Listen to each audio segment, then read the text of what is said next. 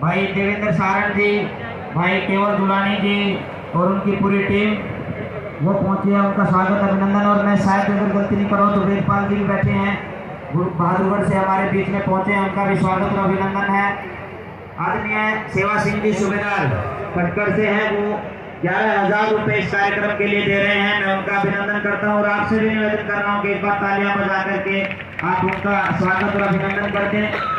11,111 रुपए आदरणीय रामदेव खटकर जी वो दे रहे हैं। मैं आपसे चाहूंगा कि उनके लिए भी एक बार उनका अभिनंदन और स्वागत हो।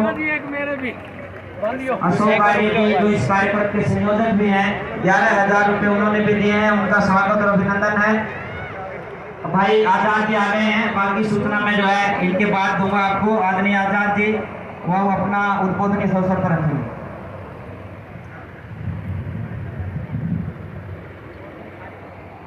परम श्रद्धेय आज के इस विशाल आर्य महासम्मेलन के अध्यक्ष स्वामी आर्यवेश जी, स्वामी रामवेश जी, आज इस महासम्मेलन का आयोजन ये खटकर की धरती पर किया जा रहा है। सबसे पहले तो मैं हमारे पूज्य आदरणीय श्री स्वामी महर्षि दयानंद, मैंने देखा था सामने टोपी पहने हुए बैठे थे, उनकी पूरी टीम आई है, मैं उनका स्वागत और अभिनंदन करता हूँ। आयुष्मान गुलाटी ये हमेशा से जो है हमारे एक साथी सहयोगी के रूप में खड़े होते हैं। उन्होंने 5100 रुपये आज इस कार्यक्रम में दिए हैं। और जोगेंद्र मास्टर जी जिन्होंने 3500 त्रिवेणी लगाई है कोटकला से, वो इस कार्यक्रम में पहुंचे हैं, उनका मैं स्वागत। इतना महर्षि जी का प्रभाव पड़ा कि अगर मैं राम प्रसाद बिस्मिल के शब्दों में कहूं, उन्होंने कहा यदि देश हित मरना पड़े मुझको हजारों बार भी, तो भी ना इस कष्ट को मैं निज ध्यान में लाऊं कभी। हे ईश भारत में शत बार मेरा जन्म हो, कारण सदा मृत्यु का देशोपकारक कर्म हो।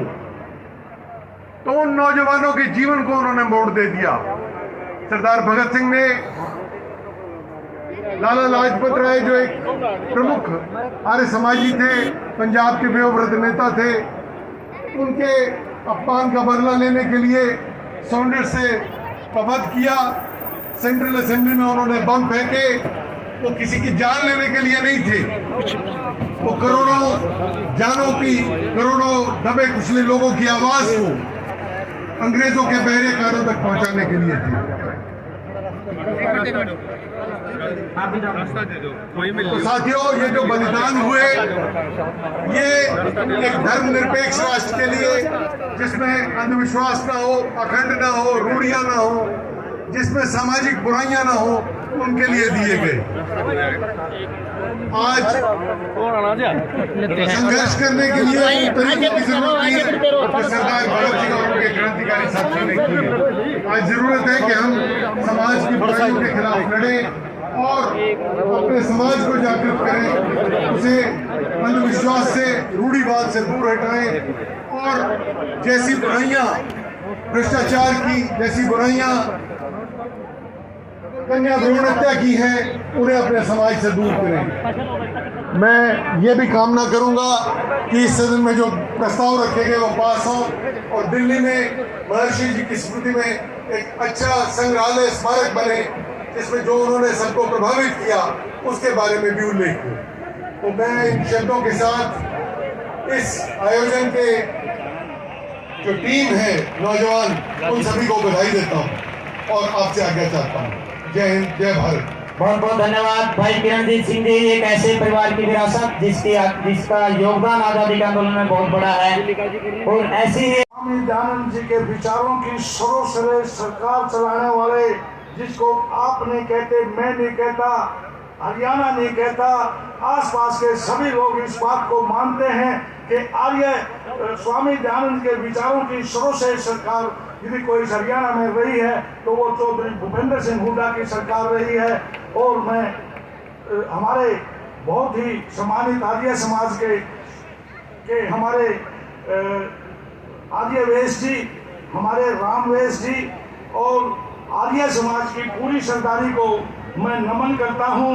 प्रोफेसर वीरेंद्र जी जो आर्य समाज के संगठन से बहुत लंबे समय से जुड़े रहे हैं, प्रोफेसर वीरेंद्र जी, हमारे महेंद्र चोपड़ा जी, वह सभी मेरे आर्य वीरों, मैं भी एक ऐसी भूमि से आता हूँ जहाँ आचार्य बलदेव जी ने बहुत अच्छी शिक्षाएं दी और कालवा गुरुकुल जो हमारे साथ लगता हुआ है, हमारे उन 20-30 गांव का गुरुकुल है, वहाँ से हमारे आचार्य बलदेव जी ने, जो कि एक आर्य समाज के बहुत ही